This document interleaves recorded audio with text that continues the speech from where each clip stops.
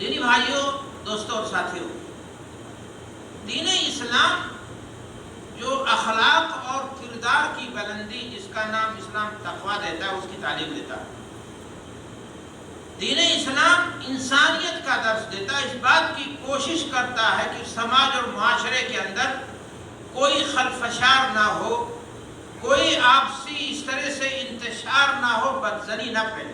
پھر وہ مذہب، وہ دین اس قسم کی باتوں کی اجازت کیسے دے سکتا ہے؟ ایسی منفی سوچ رکھنے کی اجازت کیسے دے سکتا ہے کہ آپ کسی کے بارے میں غلط رائے قائم کر لیں اور پھر اسی کو مفروضے کو یقین میں بدل کر کے آپ اس کے بارے میں فیصلے سناتے رہیں اور اس کے خلاف پروپیگنڈا سماج میں کرنے لگے۔ قرآن مجید کا جب آپ مطالعہ کریں گے تو آپ دیکھیں گے کہ دین اسلام اپنے ماننے والوں کو مثبت سوچ کی تعلیم دیتا ہے، حسن ظنی کی تعلیم دیتا ہے۔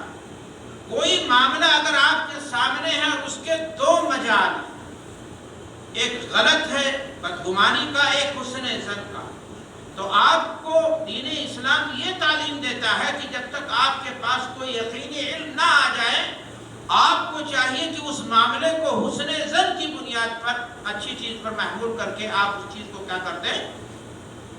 رفع دفع کر دیں۔ قرآن مجید میں اللہ ارشاد فرماتا ہے وَلَا تَقْفُ مَا لَيْسَ لَكَ بِهِ عِلْمٌ إِنَّ السَّمْعَ وَالْبَصَرَ وَالْفُؤَادَ كُلُّ أُولَئِكَ كَانَ عَنْهُ مسؤولا، کہ اے لوگوں وَلَا تَقْفُ مَا لَيْسَ لَكَ بِهِ عِلْمٌ، جس چیز کے بارے میں تمہیں کسی چیز کے کئی رخ ہوتے ہیں، آپ کو ہر پہلو کا اندازہ نہیں ہے، آپ نے ایک پہلو جانا اور اس کی بنیاد پر آپ کوئی رائے قائم کر لیں کسی کے بارے میں کہ یہ جھوٹا ہے، یہ زانی ہے، یہ رشوت خور ہے، یہ کرپٹ ہے، یہ آدمی ایسا ہے، یہ آدمی ایسا ہے۔ ایک مسلمان کی اصل یہ ہے کہ وہ ایک مسلمان ڈھنگ کا آدمی ہوتا ہے، اس کے بارے میں اس طرح سے کوئی مثبت سوچ کے بجائے کوئی منفی سوچ آپ قائم کریں، آپ کو دین اسلام اس کی اجازت نہیں دیتا ہے۔ وَلَا تَقْفُ مَا لَيْسَ لَكَ بِهِ عِلْمٌ، جس چیز کے بارے میں آپ کو علم نہیں ہے، آپ وہاں ٹامک ٹوئیاں نہ ماریں، اس کے پیچھے ٹوہ میں نہ لگیں، اس کی جاسوسی نہ کریں اور وہاں ظن اور تخمینے کی بنیاد پر کوئی رائے قائم نہ کریں۔ یاد رکھو ان السمع، یہ کان، والبصر، یہ نگاہ، والفؤاد، جو کچھ آپ سوچ رہے ہیں، اپنے دل میں خیال لا رہے ہیں کسی کے بارے میں بدگمانی، کل اولئک کان عنہ مسؤولا، دن قیامت سب کے بارے میں بات پرس ہوگی، آپ کو جواب دہ ہونا پڑے گا۔ دین اسلام قوموں کی ہلاکت اور قوموں کی بربادی کا ذکر کرتے ہوئے یہ بات پیش کرتا ہے کہ قومیں ہلاک و برباد ہو گئی، آپسی جھگڑے ہوئے، خلفشار ہوئے، اختلاف ہوئے، پھوٹ پڑا، برباد ہو گئی قومیں۔ اس کی وجہ کیا تھی؟ آپس میں بدگمانی۔ وَظَنَنْتُمْ ظَنَّ السَّوْءِ وَكُنْتُمْ قَوْمًا بُورًا، تم بدگمانی کے شکار ہوئے اور تم ہلاک و برباد ہونے والے لوگ تھے۔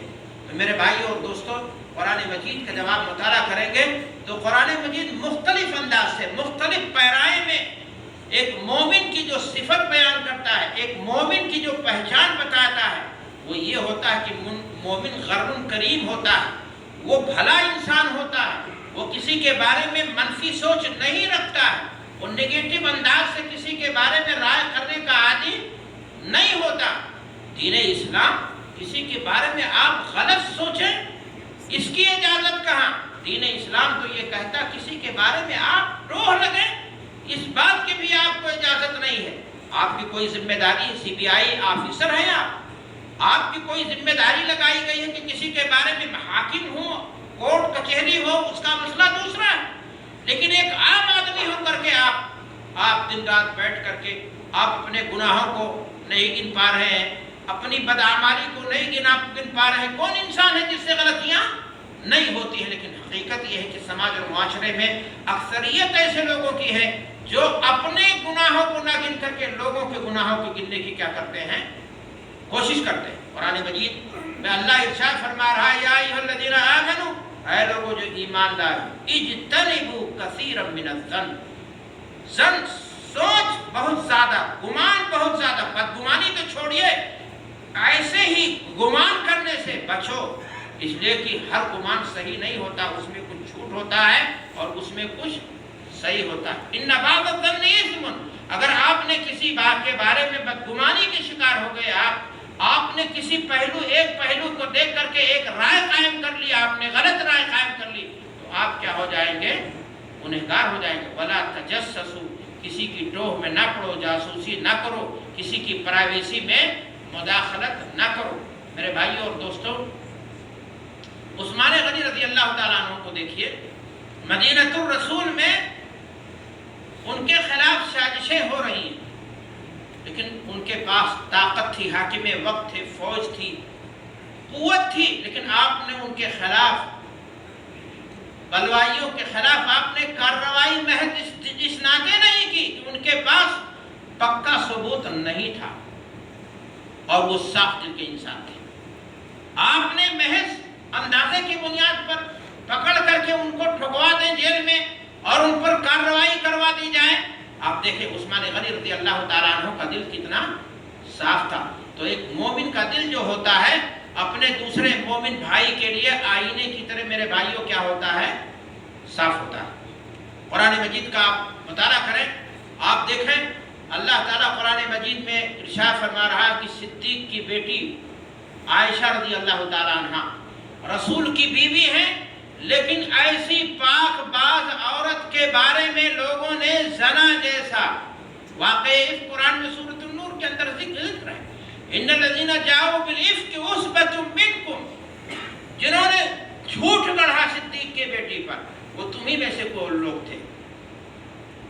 لا تحسبوه شرا لکم بل هو خیر لکم، اس کو اپنے لیے برا مت سمجھو، اس لیے کہ اللہ نے اس میں تمہارے لیے خیر کا پہلو بھی رکھا۔ لِكُلِّ امْرِئٍ مِّنْهُمْ مَا اكْتَسَبَ مِنَ الْإِثْمِ، ہر آدمی کو جس قدر وہ بدگمانی کا شکار ہوا اس کے مطابق اس پر گناہ مرتب ہوگا، لیکن جس نے توبہ کر لی، پلٹ آیا، اللہ اسے معاف کرے۔ لیکن وَالَّذِي تَوَلَّى كِبْرُهُ مِنْهُمْ، اور ان میں سے جو اپنی بدگمانی کی بنیاد پر ایک موقف لے کر کے اس پر ڈٹا، اس کے لیے دردناک کیا ہے؟ عذاب ہے۔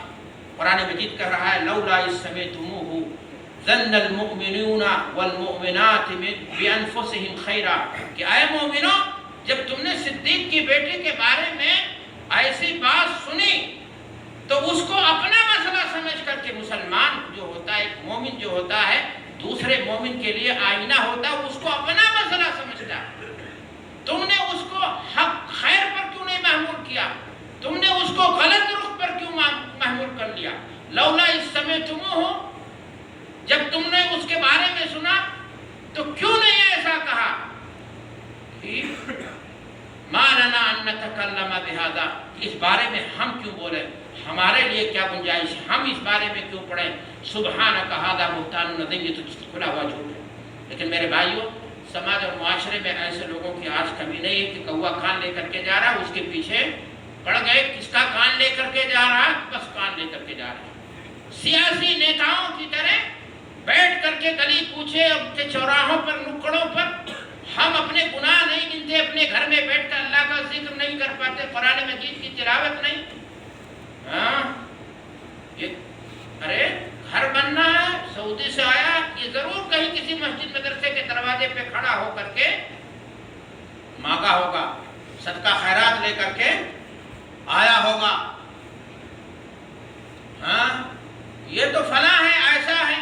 آج ہماری بس ساری کڑیاں کھل گئیں، انہیں میرے بارے میں مدیر سے شکایت کی ہوگی، یہی میرے بارے میں جو ہے کیا نام ہے اس طرح کی چیز کرتا رہتا ہے، اسی لیے میری تنخواہ نہیں بڑھی، جبکہ واقعہ اس کے برعکس ہوتا ہے، معاملہ کچھ اور ہوتا ہے، اور ہم بدگمانی کے شکار ہو کر کے ہم اپنے مسلمان بھائی کے بارے میں اس قسم کی حرکتیں کرتے ہیں اور اس قسم کی رائے قائم کر کے خود گناہ گار ہونے کی دعوت دیتے ہیں۔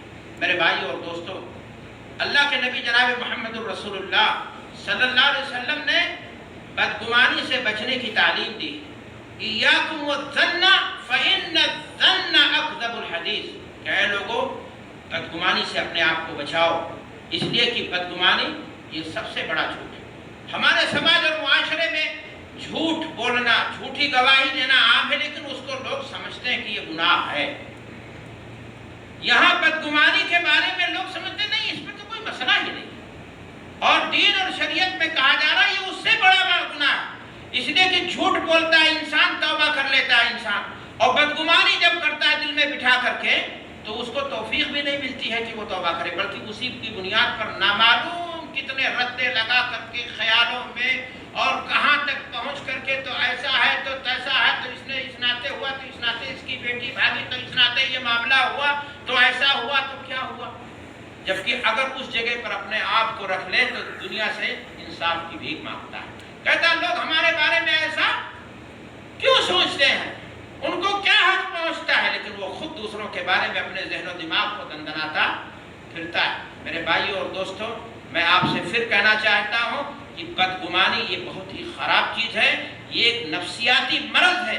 جو انسان بدگمانی کا شکار ہو جاتا ہے وہ اپنے سگے بھائی کو کہتا ہے کہ اس نے ہمارے کیریئر کو تباہ کر دیا، اپنے گھر کے لوگوں کے بارے میں کہتا ہے اس نے ہمیں برباد کر دیا، ہمارے برباد کرنے میں اس کا ہاتھ ہے، اپنے اس دوست کے بارے میں، کمرے کے ساتھی کے بارے میں کہتا ہے کہ اس نے میری قبر کھود ڈالی، جبکہ معاملہ کچھ ایسا کچھ نہیں ہوتا۔ سماج میں، معاشرے میں، کمپنی میں اور جس استر پر آپ چلے جائیں آپ دیکھیں گے جو ناچاکیاں ہیں، اختلافات ہیں، دوریاں ہیں، اس کے پیچھے کہیں نہ کہیں ایک بڑی وجہ کیا ہے؟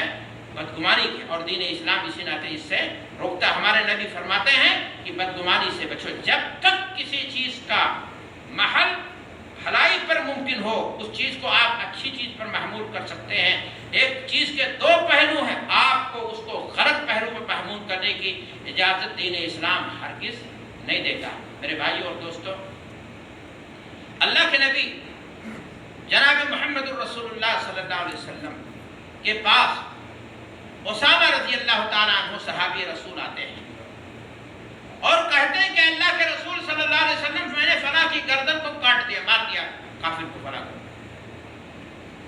اللہ کے رسول جب میں نے اس کو پٹخ لیا اور اس کے سینے پر میں چڑھ گیا اور گردن پر اس کے میں نے تلوار رکھ دی تو وہ کلمہ پڑھنے لگا۔ اللہ کے رسول نے کہا اقتلتہ بعد ان قال لا الہ الا اللہ، اس نے کلمہ پڑھ لیا لا الہ الا اللہ محمد رسول اللہ پڑھ لیا، اس کے بعد بھی تو نے مار دیا؟ کہا اللہ کے رسول جان بچانے کے لیے تو میں چڑھ گیا تھا، اس کی گردن پہ پٹک چکا تھا، اپنی جان بچانے کے لیے وہ ایسا کر رہا تھا۔ اللہ کے رسول نے پھر دہرایا اقتلتہ بعد ان قال لا الہ الا اللہ، لا الہ الا اللہ کہنے کے بعد بھی تو نے اس کی گردن کاٹ دی۔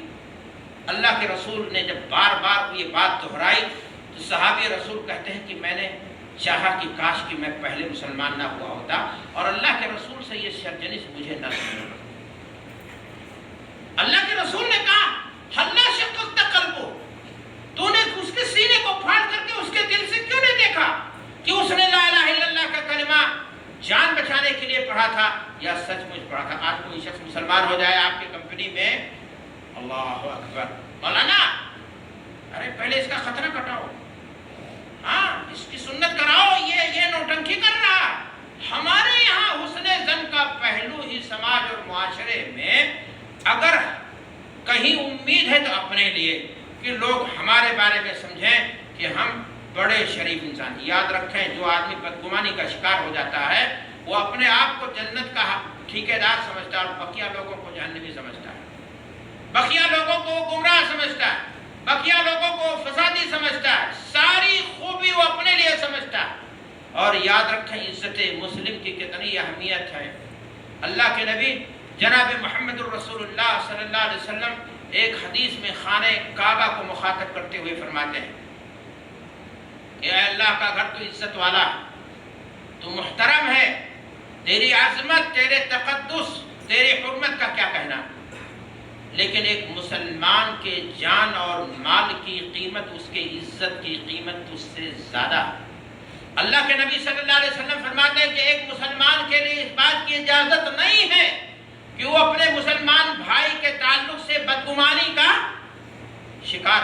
افسوس کی بات ہے، یہ نصوص ہمارے سامنے واضح ہے میرے بھائی اور دوستوں، اور اس کے باوجود بھی ہمارا حال یہ ہے کہ ہم پھوکٹ کے بیٹھ کر کے گنہگار ہونے کے لیے کہیں نہ کہیں لوگوں سے گپ شپ جو کرتے ہیں اس میں اس قسم کی حرکتوں سے ہم باز نہیں آتے۔ افسوس تو اس کا ہے کہ عام لوگ چھوڑ دیجئے، دین کے کاموں میں دیندار لوگ، دینی تنظیمیں ایک دوسروں کی نیت پر شبہ کرتا رہے، یہ سب جو کر رہا مسجد بنا رہا ہے، ارے بہت لوٹ کے کھا گیا، سارا گھر اس کی، اولاد اس کی، گاڑیاں سب تو اسی سے چل رہا ہے۔ وہ لا کر کے مسجد بنا رہا ہے، مدرسہ بنا رہا ہے، آپ کے قوم کے بچوں کو پال رہا ہے، اور آپ پھوکٹ کے کچھ کرتے تو ہے نہیں۔ ایک کام ضرور کرتے ہیں کہ قوم، پوری سماج کو دوسروں کے بارے میں بدگمان کرنے کی کوشش آپ ضرور کرتے ہیں، تاکہ ہمام میں سارے لوگ کیا ہو جائیں، ننگے ہو جائیں۔ میرے بھائیوں اور دوستوں، اللہ کے نبی جناب محمد الرسول اللہ صلی اللہ علیہ وسلم مسجد نبوی میں تشریف فرما ہے، صحابہ کا جھرمٹ ہے۔ اللہ کے رسول صلی اللہ علیہ وسلم نے کہا، لوگوں جنتی انسان دیکھنا چاہتے ہو؟ جس کو جنتی انسان دیکھنا ہو مسجد کے دروازے کی طرف دیکھے۔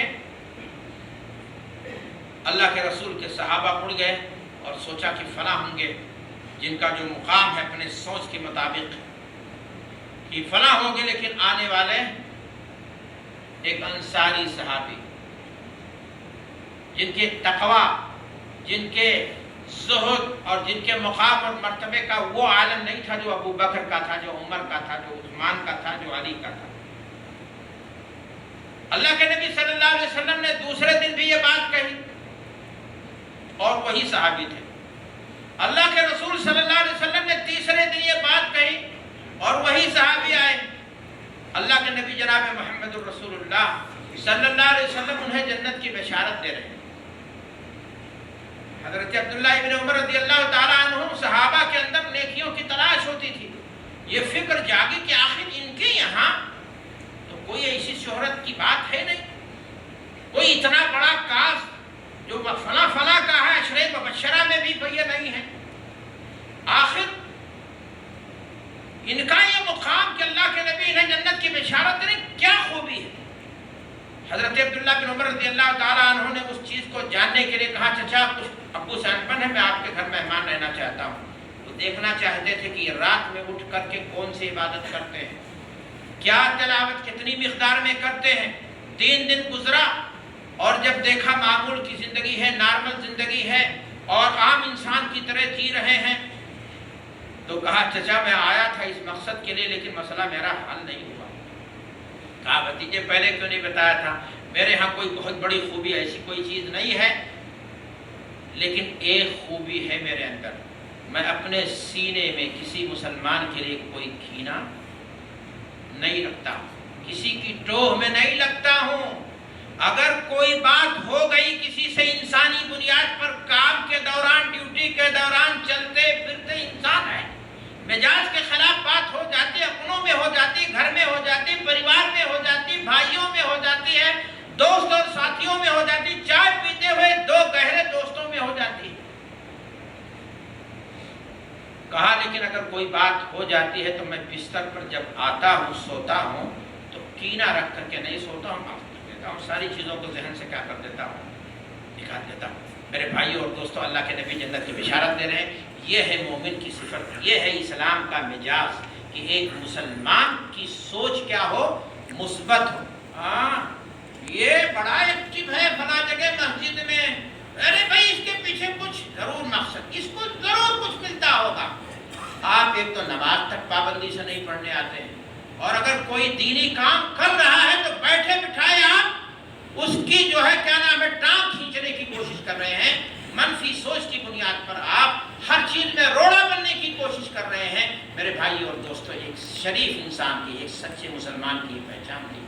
اللہ کے نبی جناب محمد الرسول اللہ صلی اللہ علیہ وسلم اپنے صحابہ کو مخاطب کرتے ہیں کہ اے لوگوں، ہمارے پاس لوگوں کی شکایتیں لے کر کے مت آیا کرو، میں نہیں چاہتا ہوں کہ کسی کے بارے میں کوئی چیز سن کر کے میں کسی گمان کا مرتکب ہو جاؤں۔ تو اللہ کے نبی جناب محمد الرسول اللہ صلی اللہ علیہ وسلم ایسے سماج کی، ایسے سوسائٹی کی، ایسے معاشرے کی تشکیل دے رہے ہیں جہاں لوگوں کو انسانیت، احترام آدمیت کا درس دیا جا رہا ہے، اور سماج اور معاشرہ تاکہ سکھی رہے، جنت نظیر رہے اور لوگ چین اور سکون کی زندگی گزار سکیں، ایسے افراد کی تربیت کی جا رہی ہے۔ لیکن افسوس کی بات ہے کہ مسلمان آج بدگمانی میں برادران وطن غیر قوموں سے کہیں آگے۔ ہمارا کام ہی ہے، جہالت نے ہمیں، ناخواندگی نے ہمیں کچھ نہیں دیا، بس یہی دیا ہے کہ ہم کام کاج تو کچھ ہے نہیں، جہاں بیٹھتے ہیں بس دوسرے کے بارے میں غیبت، چغلی، جو صفات ایسے ہیں جو ہمارے ایمان کو ڈیمیج کر دیتے ہیں، اسی کے مرتکب ہو جاتے ہیں۔ اللہ سے دعا کہ پروردگار عالم ہمارے اخلاق اور کردار کی حفاظت فرمائے، ہمیں اخلاق اور کردار کی بلندی عطا فرمائے، ہمیں ان قبیح خصلتوں سے، عادتوں سے جو ہمارے ایمان کے لیے نقصان دہ ہیں، اللہ تعالی ہمیں ان سے بچنے کی توفیق عطا فرمائے اور ہمیں اخلاق اور کردار کی بلندی عطا فرمائے۔ وآخر دعوانا ان الحمدللہ۔